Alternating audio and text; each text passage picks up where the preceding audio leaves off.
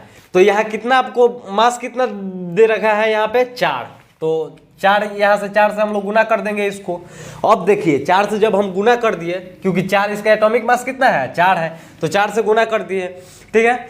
अब देखिए अब यहाँ से बात जब हम लोग करेंगे, क्या बात करेंगे हम लोग, तो अब हम लोग जब इसको कट करेंगे तो ये कटेगा 2 से, ठीक है, 2 से कटेगा, और ये लगभग कट करेंगे तो लगभग ये 0.8 से कट जाएगा, ठीक है।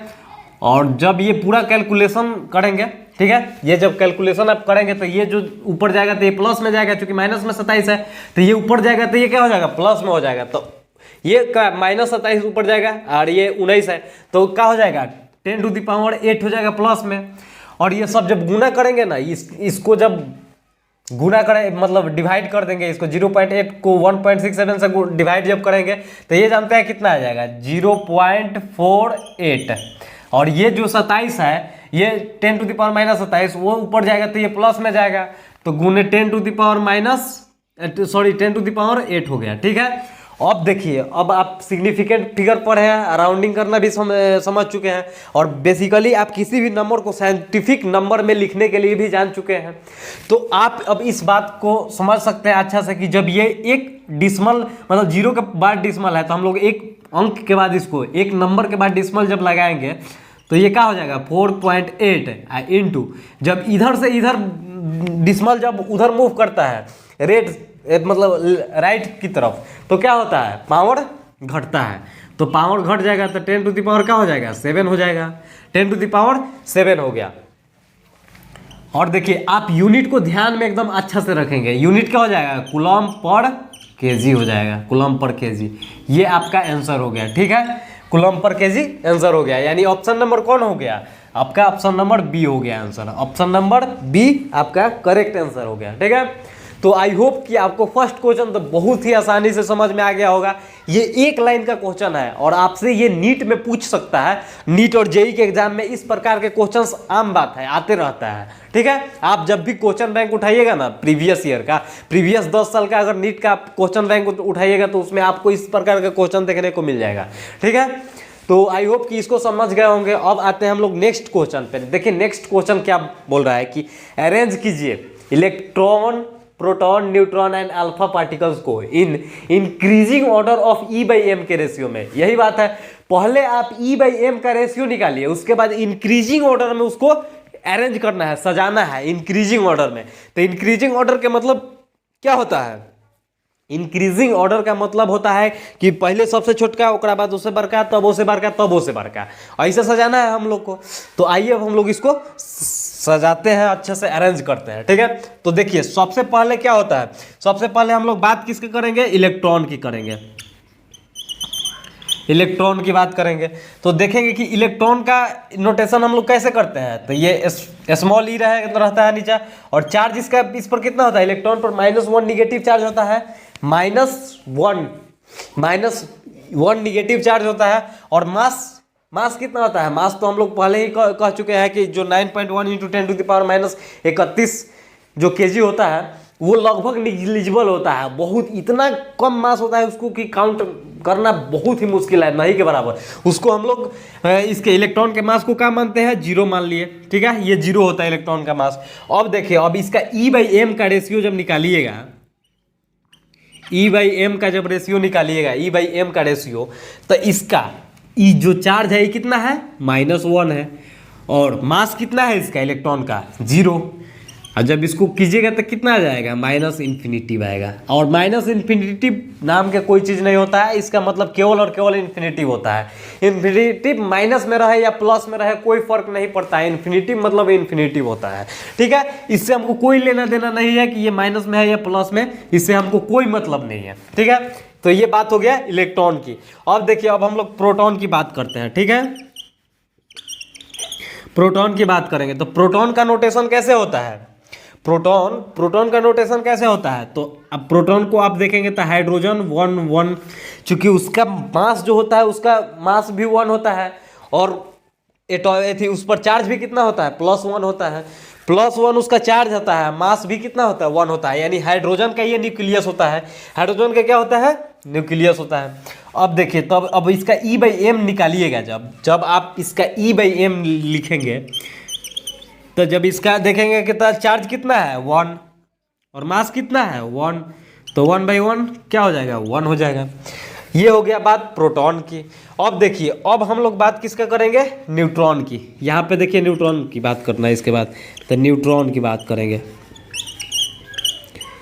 न्यूट्रॉन की। अब देखिए, न्यूट्रॉन को किससे डिनोट किया जाता है, तो स्मॉल n से डिनोट किया जाता है। और न्यूट्रॉन पर चार्ज कितना होता है, तो आपको पहले ही बताया है कि न्यूट्रॉन जो होता है वो न्यूट्रल होता है, उदासीन होता है, उस पर कोई चार्ज नहीं होता है। यानी न्यूट्रॉन क्या है, चार्जलेस है, मतलब कोई चार्ज नहीं होता है उस पर। तो चार्ज कुछ नहीं होता है, इसका मतलब क्या हो गया, 0 हो गया। और इसका मास प्रोटॉन के मास के बराबर होता है। न्यूट्रॉन का मास प्रोटॉन के मास के लगभग बराबर होता है, लगभग बराबर होता है। इसका मतलब क्या हुआ कि प्रोटॉन का मास कितना है, 1 है, तो इसका मास भी 1 हो गया। यानी इसको हम लोग ऐसे लिखेंगे, स्मॉल n और नीचे 0 और ऊपर 1। ठीक है, अब देखिए, अब इसका रेशियो निकालेंगे, E/m का रेशियो जब निकालेंगे तो E/m का रेशियो कितना हो जाएगा, 0/1। तो 0 में 1 से भाग देंगे तो क्या होगा, 0 आएगा। 0 में 1 से भाग देंगे तो कितना आ जाएगा, 0 आएगा। ठीक है, तो ये 0 आ गया, 0 आ गया। अब देखिए, अब लास्टली हम लोग को क्या बात करना है, अल्फा कण की। तो अल्फा कण को अब देखते हैं हम लोग, अल्फा कण। ठीक है, अल्फा कण हो गया ये। तो अल्फा कण की जब बात करेंगे हम लोग, तो देखिए अल्फा कण को हम लोग किससे नोटेशन करते हैं, तो अल्फा कण क्या होता है, बेसिकली हीलियम का न्यूक्लियस होता है। ठीक है, तो हीलियम का, तो He से हीलियम हो गया। ठीक है, He से क्या हो गया, हीलियम हो गया। हीलियम का न्यूक्लियस होता है ये, हीलियम का क्या होता है, न्यूक्लियस होता है। तो हीलियम 2 और 4 ये हो गया। ठीक है, 2 और 4 नीचे इसका हीलियम पर कितना चार्ज होता है, 2, और मास कितना होता है, 4 होता है। ठीक है, अब देखिए, अब इसका हम लोग E/m निकालेंगे, यानी चार्ज अपन मास जब लिखेंगे तो 2/4 यानी कि 1/2। ठीक है, 1/2। अब हम लोग को क्या करना है, ये तो हम लोग सबको पहले लिख लिए, E/m का रेशियो निकाल लिए। अब यहाँ से हम लोग को क्या करना है, इंक्रीजिंग ऑर्डर में इसको सजाना है, इंक्रीजिंग ऑर्डर में। ठीक है, इंक्रीजिंग ऑर्डर में सजाना है। तो अब आइए हम लोग इसको इंक्रीजिंग ऑर्डर में सजाते हैं। तो देखिए, सबसे छोटा कौन है, तो सबसे छोटा आपको ये है। ठीक है, यानी न्यूट्रॉन है। सबसे छोटा कौन है, सबसे छोटा न्यूट्रॉन है। ठीक है, तो आप यहां से इसको लिख लेंगे,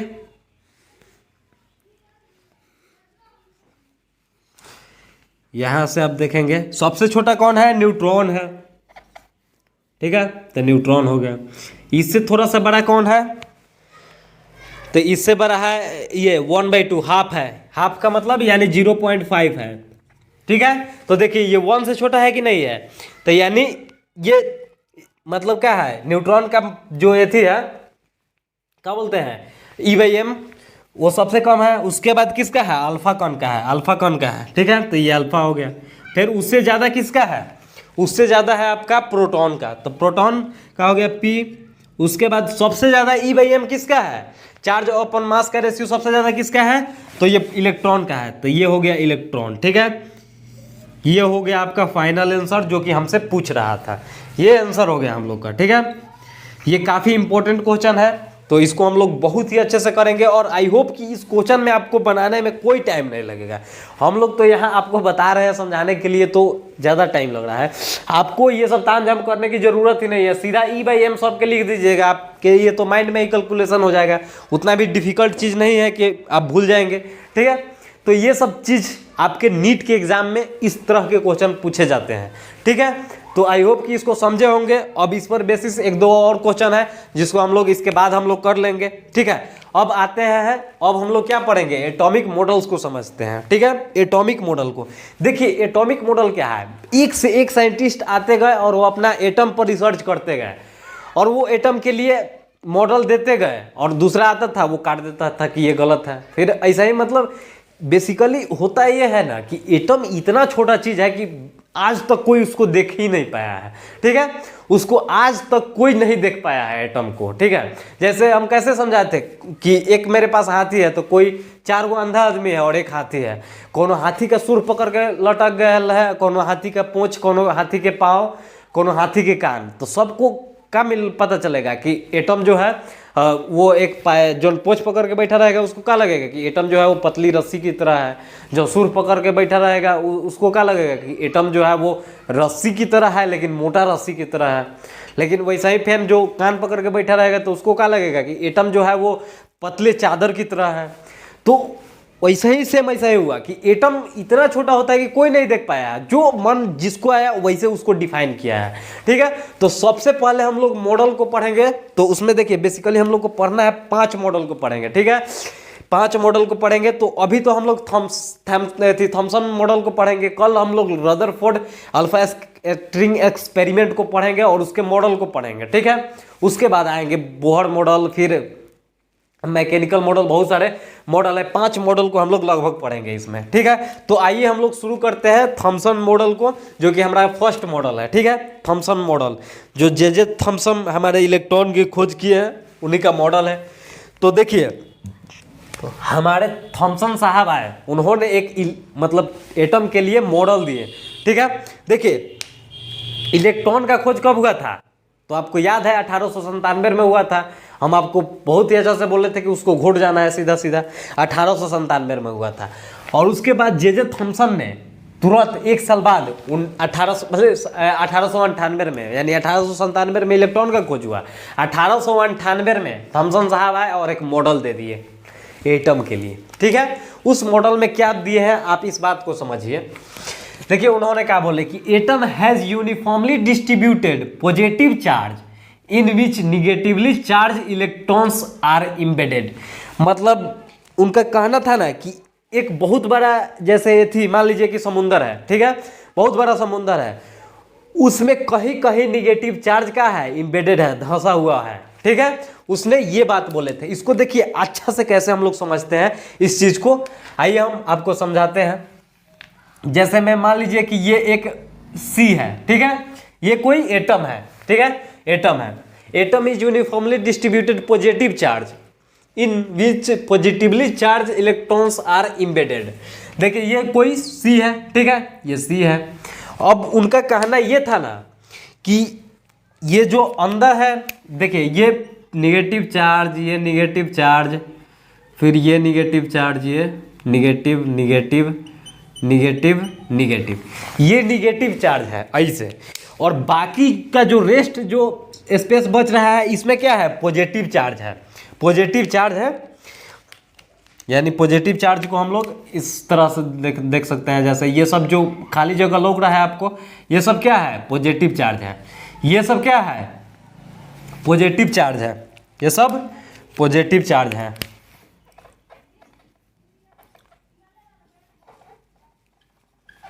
पॉजिटिव चार्ज है। और ये जो है, ये रेड वाला आपको दिखाई दे रहा है, ये क्या है, ये सॉरी एक सेकेंड, हाँ ये जो है ये पॉजिटिव चार्ज है, ठीक है। ये जो रेड वाला है ये क्या है, पॉजिटिव चार्ज है। और ये जो आपको माइनस में दिखाई दे रहा है ये क्या है, ये है आपका इलेक्ट्रॉन, ठीक है, ये इलेक्ट्रॉन है, ये आपका इलेक्ट्रॉन है। मतलब उनका ओवरऑल कहने का क्या मतलब था कि देखिए जो ये एटम है ना, मतलब ये जो सी है, मतलब उनका कहने का मुख्य पर्पस क्या था कि देखिए, जैसे आप एक बचपन में क्या अभी भी तरबूजा खाते होंगे आप, तो उनका कहना यह है ना कि उसमें जो रेड वाला पोर्शन होता है ना, वो क्या है, वो है पॉजिटिव चार्ज, और उसमें जो उसका बिया धंसा हुआ होता है, बिया जो धंसा हुआ होता है, वो क्या है आपका, वो है आपका इलेक्ट्रॉन।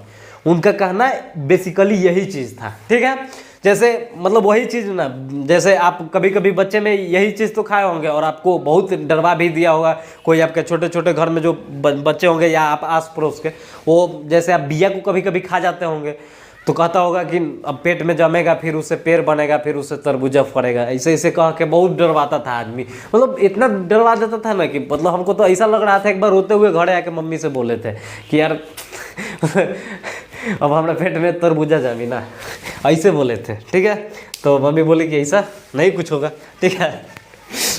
तो उन्होंने, इनका मतलब यही था ना कि जो हमारे पास ये जो है ना सी, इसमें जो होता है पॉजिटिव चार्ज पूरा इम्बिल्डेड होता है, उसमें धंसा हुआ कौन होता है, इलेक्ट्रॉन होता है। इलेक्ट्रॉन क्या होता है, धंसा हुआ होता है। इम्बेडेड कौन होता है, इलेक्ट्रॉन। इलेक्ट्रॉन क्या होता है, धंसा। इम्बेडेड मतलब क्या होता है, इसको आप यहाँ लिख लेंगे, इम्बेडेड मतलब हिंदी में धंसा हुआ होता है, धंसा हुआ, ठीक है। ये हो गया, तो ये हो गया। तो अब देखिए इसको, देखिए आगे आप वो लिखे भी हैं कि it is also called plum pudding model और वाटर मिलन मॉडल।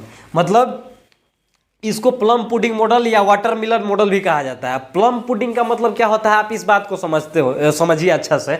जैसे आप कभी कैफे में जाएंगे, अमीर अमीर आदमी जाता है, हम लोग जैसा गरीब तो जाता नहीं है, मतलब लेकिन एग्जाम्पल के लिए आपको बता दे रहे हैं, तो कभी कभी गए हैं हम भी, और हमारा पैसा नहीं था उसमें लागत। तो उसमें आप जब जाइएगा ना, तो आप देखेंगे कि एक मतलब बिस्किट आता है, ठीक है। बिस्कुट जो होता है ना, उसमें क्या होता है, अंदर एथी धसल रहता है, हल्का सा छोटे छोटी ट्रॉफी की तरह धसा हुआ होता है। और वो जो चॉकलेट होता है ना, बेसिकली वो जानते हैं कैसा होता है, जैसे गाय के गोबर नहीं होता है, गोबर वैसा वो चॉकलेट होता है, लेकिन खाने में बहुत ही स्वादिष्ट होता है। वैसे देखने में हम लोग को क्या लगेगा, हम लोग देसी आदमी है, गांव देहात के आदमी है, तो वैसा ही लगेगा गोबर की जैसा। शुरू में तो हमको मन ही नहीं कर रहा था, फिर मतलब धीरे धीरे खाए तो अच्छा लगा, तो उसके बाद लगा, ठीक है। तो इसीलिए उसी को क्या बोला जाता है, प्लम पुडिंग। उसको क्या बोला जाता है, प्लम पुडिंग मॉडल। उसी को क्या बोलते हैं हम लोग, प्लम पुडिंग। जैसे आप बेल देखते हैं, बेल आप जब भी खाते होइएगा, जब बेल पकता है, उस पर से टूटता है, तो बेल के अंदर जो बिया होता है वो भी तो धंसा हुआ होता है, वो भी धंसा हुआ होता है। उसके जो बाहर जो उसमें गुद्दा होता है, वो क्या होता है, पॉजिटिव चार्ज होता है। वो जो धंसा हुआ बिया है, उसका बीज है, वो क्या होता है, वो होता है आपके इलेक्ट्रॉन्स।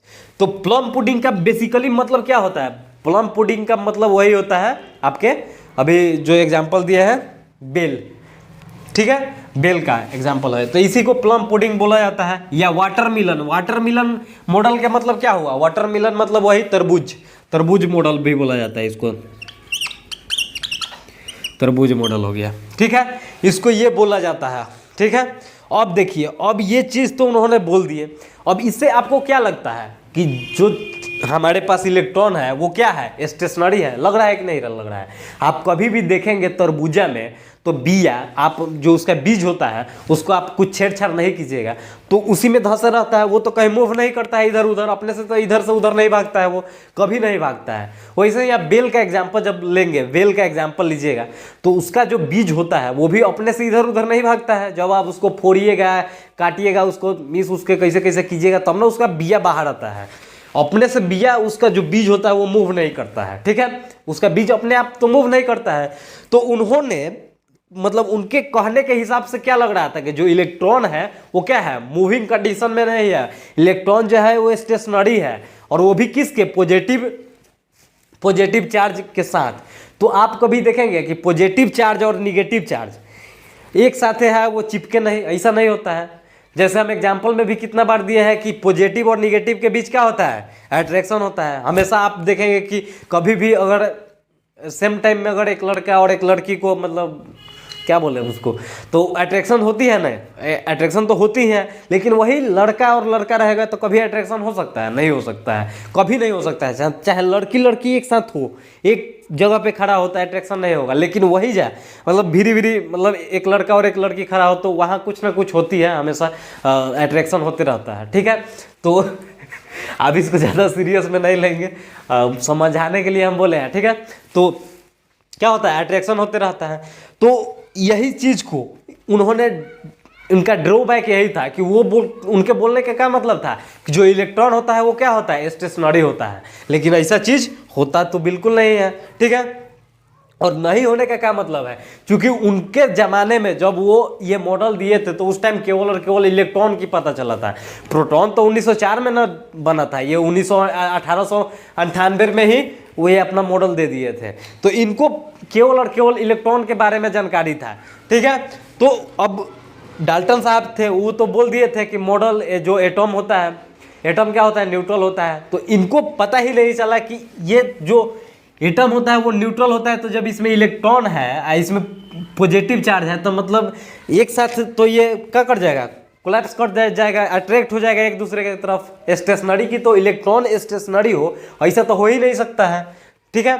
तो इन्हीं का ये ड्रॉबैक है जो हमारे रदरफोर्ड साहब हैं, रदरफोर्ड साहब हैं, और उन्होंने इस लॉ को क्या कर दिए, फेलिया दिए कि ये लॉ गलत है, ठीक है, ये मॉडल इनका गलत है। उन्होंने कहा, देखिए इनका क्या है, ये थी drawback, it is a static model. ये एक क्या है, static model, hence can't explain the stability of atom. मतलब ये क्या है, स्टैटिक मॉडल है, मतलब इसमें जो इलेक्ट्रॉन है वो स्टैटिक कंडीशन में है, मूविंग कंडीशन में नहीं है। इलेक्ट्रॉन जो है वो स्टैटिक मतलब क्या है, रुका हुआ है, वो मूविंग कंडीशन में नहीं है, इधर उधर नहीं भाग रहा है, ठीक है। तो ये एग्जिस्ट ही नहीं करता है, कांट एक्सप्लेन, ये एक्सप्लेन ही नहीं करता है स्टेबिलिटी ऑफ एटम को। स्टेबिलिटी ऑफ एटम का मतलब क्या होता है कि वो क्या है, न्यूट्रल होना चाहिए, लेकिन ये स्टेबिलिटी को तो एक्सप्लेन ही नहीं कर रहा है। यानी इसी का ड्रॉबैक ये है, जो कि हमारे कौन दिए थे, हमारे रदरफोर्ड साहब आए और इस लॉ को गलत कर दिए, ठीक है। तो आई होप कि आप इस चीज़ को समझे होंगे और बहुत ही अच्छा से आपको समझ में आया होगा। आपको इस समझने में तो आपको कोई परेशानी नहीं आई होगी, क्योंकि ये मॉडल काफ़ी छोटा मॉडल है, ये सबसे छोटा मॉडल था थॉमसन मॉडल, ठीक है। कल जो पढ़ेंगे रदरफोर्ड मॉडल, ये काफ़ी बड़ा मॉडल है, ठीक है। उसमें अल्फा स्कैटरिंग एक्सपेरिमेंट करेंगे हम लोग, और बहुत ही बेसिकली हम लोग प्रैक्टिकल तरीका से हम लोग उसको समझेंगे। और आई होप कि आपको आज के लेक्चर काफ़ी पसंद आया होगा, आपको समझ में आया होगा। अगर समझ में आया है तो हमारे चैनल को सब्सक्राइब कर लीजिए और बेल आइकन को भी प्रेस कर दीजिएगा, ताकि नोटिफिकेशन आपको मिलता रहे, ठीक है। तो ऐसे ही अपना प्यार आशीर्वाद बनाते रहिए और हमारे चैनल को ग्रो करने में थोड़ा हेल्प कीजिए, हमारे चैनल को सब्सक्राइब कर लीजिए, क्योंकि आपको सब्सक्राइब करने में कुछ नहीं जाता है, लेकिन आप जब सब्सक्राइब करते हैं तो हमारा मनोबल बढ़ता है, हमारा कॉन्फिडेंस बढ़ता है, ठीक है। और कॉन्फिडेंस काफ़ी हाई होता है, और जितना ही कॉन्फिडेंस हाई होगा हम आपके सामने और अच्छे से डिलीवर कर पाएंगे, ठीक है। तो मिलते हैं अब नेक्स्ट क्लास में। Thank you very much, love you. और इसको आप राइट डाउन कर लीजिए वीडियो पॉज करके।